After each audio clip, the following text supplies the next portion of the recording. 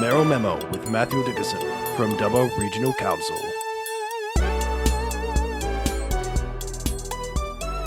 I'm here with Dubbo Regional Council Mayor Matthew Dickerson. How are you? Yeah, good, thanks, Nathan. Good to be chatting to you.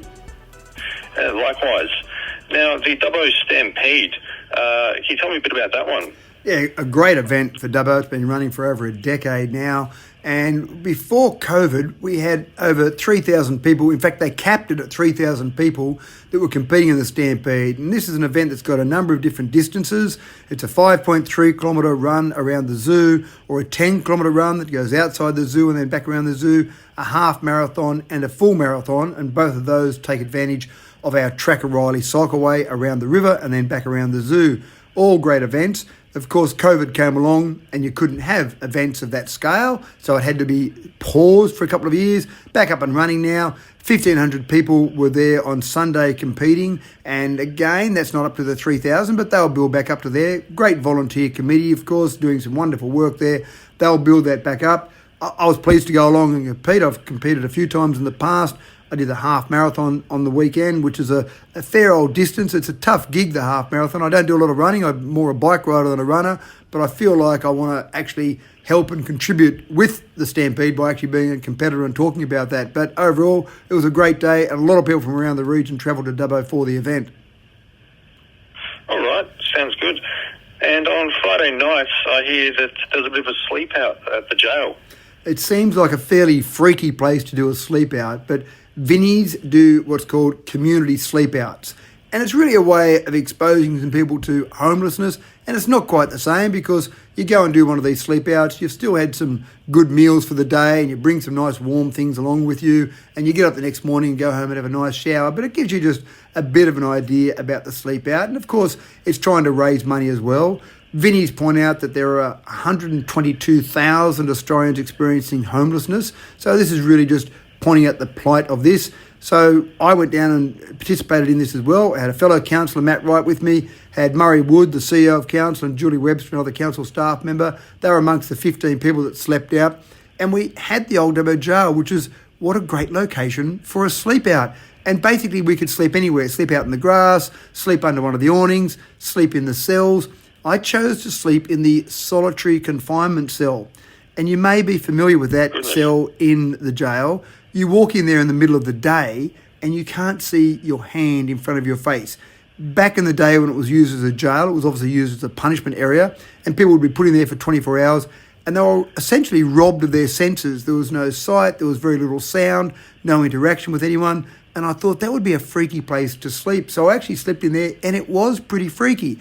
You might wake up in the middle of the night in your own bed and there might be a bit of moonlight around or maybe some street lights. But when I woke up in the middle of the night in this particular spot, it was just pitch black. So it was pretty freaky to sleep in there. But again, happy to do that and happy to participate and really just feel as if you would in terms of being homeless, where you might sleep. And just, it was a bit cold out overnight. So it was overall a good experience, but also a good project from Vinnie's to point out that homelessness situation. Yeah, very good. All right. And just a bit of a change of gear. I hear that you've met with a CommBank official. Yeah, a couple of CommBank officials I met with in Wellington. The problem we've had in Wellington is it's a smaller community, and as we know from lots of small communities around the region, you sometimes get banks that pull out or close down those particular branches. Now, the NAB recently closed down, and I had been told about that before the closure, so I sent a letter off to the CEO of the NAB and pointed out to them that not only was it disappointing that they were closing down, but also pointing out the huge amount of economic activity that we're expecting to see over the next 15 years in Wellington with the renewable energy zone development around Wellington. And I got the letter back that I kind of expected to get back, which was, this is a commercial decision. Thank you very much for pointing out this information, but we've made this decision based on commercial realities. I was keen to make sure that the Commonwealth Bank didn't close down, and of course I can't control whether they close down or not, but I wanted to point out some of these things as well.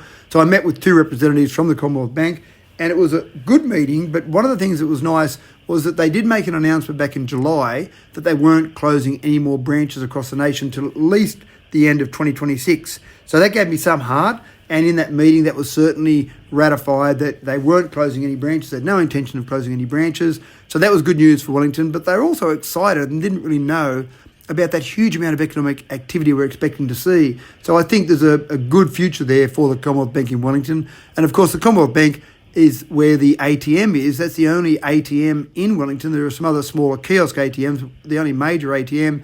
So if the Commonwealth Bank closed, that would probably mean the loss of an ATM, which would be fairly drastic. And so anyway, it's important we keep them open there, so we'll keep talking to them as the years go. Yeah, it's a big issue in the region, so I'm glad you're able to get that extra assurance. Matt, thank you for your time this morning. Always my pleasure, Nathan. Chat again in a couple of weeks.